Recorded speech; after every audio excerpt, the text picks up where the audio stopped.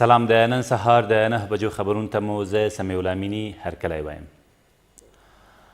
د افغان حکومت ملي امنیت شورا له افغان طالبانو سره اوربند 10 ورځې نور هم تمدید کړ. ولسمشر غني په دې ناسته کې چې تېره ورځ په ارګ کې ترسره شوه همداراز ویل 3 ورځني اوربند دا په ډاګه کړه چې د افغانستان ملت د سولې تږی او غوښتونکی دی. له دې سره سم طالبانو بیا د یوې اعلامیې په خپرولو سره ویلي د کوچني اختر 3 ورځنی اوربند تېر ماښام پای ته ورسېده او دغه اوربند د افغان حکومت د اوربند په بدل کې نه و بلکې د ولس د هوساینې په خاطر اعلان شوی و. دغې ډلې همداراز په ډاګه کړه چې له افغان حکومت سره هیڅ ډول خبرې روانې نه دي او د افغانستان د قضیې د حل لپاره یو ځل بیا له امریکا غوښتي چې له دغې ډلې سره د خبرو لاره ونیسي او له افغانستانه ووځي. له دې سره سم مخکیني ولسمشر حامد کرزي یو ځل بیا له طالبانو غوښتل چې د افغان حکومت د اوربند تمدیدېدو ته لبیک ووایي او د خبرو اترو له لارې دایمي سولې ته د رسېدو لپاره لاره هواره کړي. د مخکیني ولسمشر د رسنیو دفتر د خبرپاڼې له مخې ښاغلي کرزي تېره ورځ په خپل کور کې له ولسمشر غني سره په کتنه کې همداراز په ډاګه کړه چې د دغه اوربند په کلکه ملاتړی دی او ډاډ یې ورکړ چې د افغانستان د ټولو خلکو له غوښتنې سره سم به د یو ملي بهیر له لارې د سراسري سولې د ټینګښت لپاره هر راز هلې ځلې او همکاري وکړي. له دې سره سم د ولسمشرۍ ماڼۍ د خبرپاڼې له مخې په دې کتنه کې دواړو لورو همداراز له جګړو او ستونزو څخه د خوندي افغانستان لپاره خوشبیني وښوده. په ورته وخت کې په لوګر کې یو شمېر قومي مشرانو او دیني عالمانو د افغان حکومت او طالبانو ترمنځ د اوربند د غځولو غوښتنه وکړه.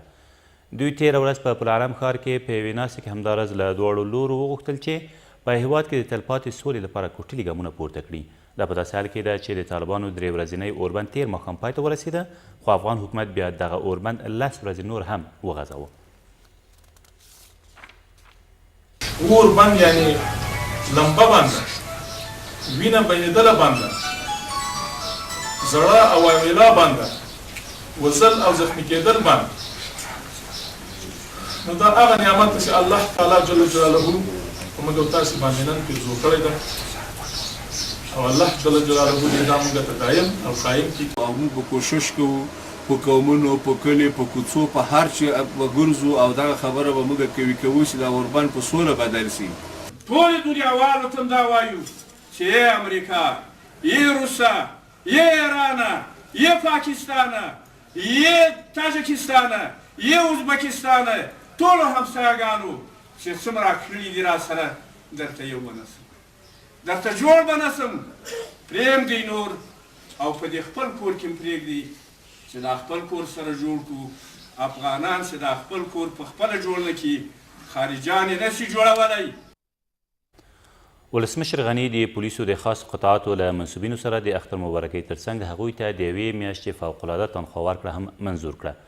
ښاغلي غني تېره ورځ په یادې قمندانۍ کې د سولې ټینګښت ته په نغوتو سره ویل په افغانستان کې د سولې په ټینګښت سره ټولې ملي او بنسټیزې پروژې لا زیات تحرک پیدا کوي.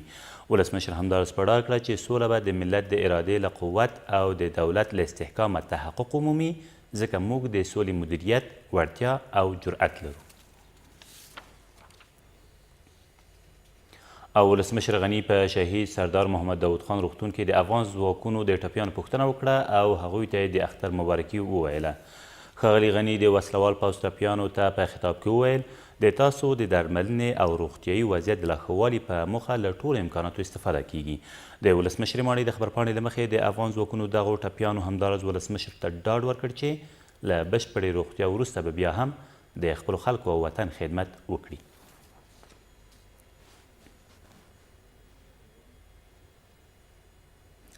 دا تر دې مهاله وروستي خبرونه تر بیا مو الله مل.